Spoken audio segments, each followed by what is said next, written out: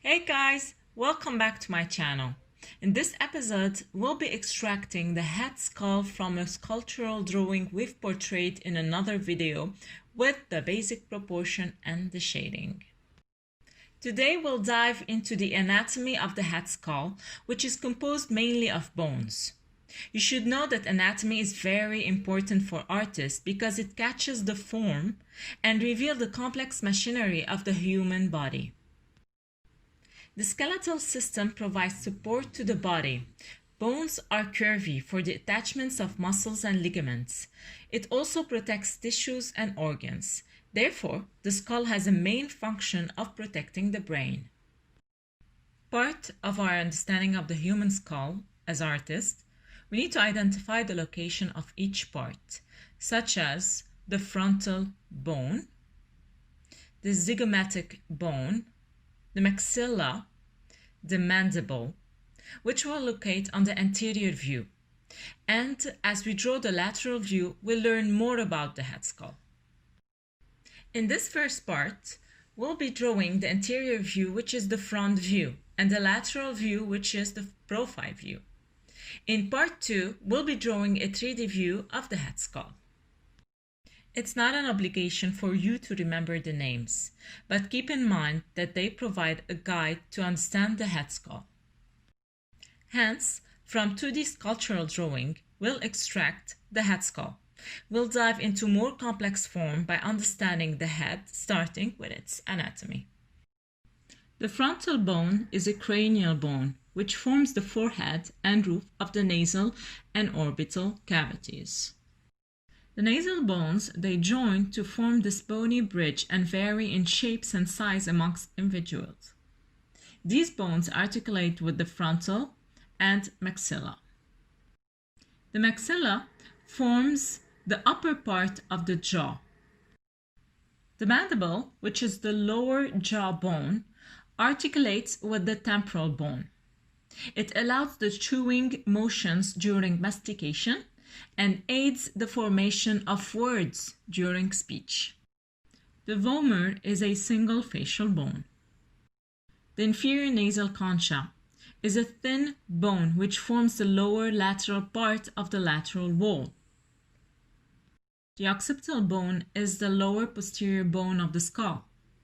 The sphenoid bone is found at the base of the skull, and it looks really like two wings. As for the temporal bone, it forms the base of the cranium. The right and left parts of the temporal bone form the walls and base of the cranium. The zygomatic bones, which are called cheekbones, they form the lateral and marginal walls of the orbit. The parietal bones form the walls and summit of the skull. The lacrimal bone is a small rectangular facial bone with two surfaces and four borders. It forms the medial wall of the orbit and articulates with the inferior nasal concha and the ethmoid, the frontal and maxillary bones. The ethmoid bone is an odd-shaped bone lying between the orbital plates and the frontal bone and is anterior to the sphenoid bone. The atlas, which is C1 vertebra or the first cervical vertebra, is a thin ring-shaped bone that articulates with the occipital bone at the base of the skull above and the axis which is the second cervical vertebra or the C2 below. The atlas comes from Atlas, the legendary Greek hero that supports the weight of the earth upon his shoulder. It was a punishment from the gods and mainly Zeus. So in biology, they took the name of Atlas and put it as the support of the head and its main function. It helps the rotation of the facets of the axis. The bone is a U-shaped bone which lies between the mandible and the larynx.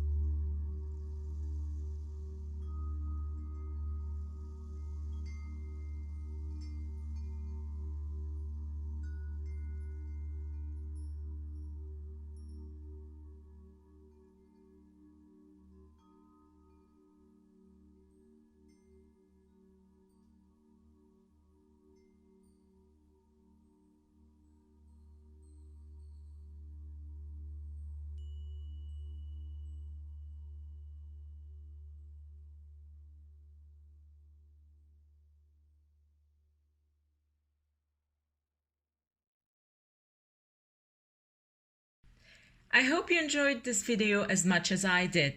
If you did, give it a thumbs up and subscribe to my channel for more art inspiration. Remember to watch the second part, which will be drawing a 3D view of the head skull. Until then, keep on drawing. Ciao.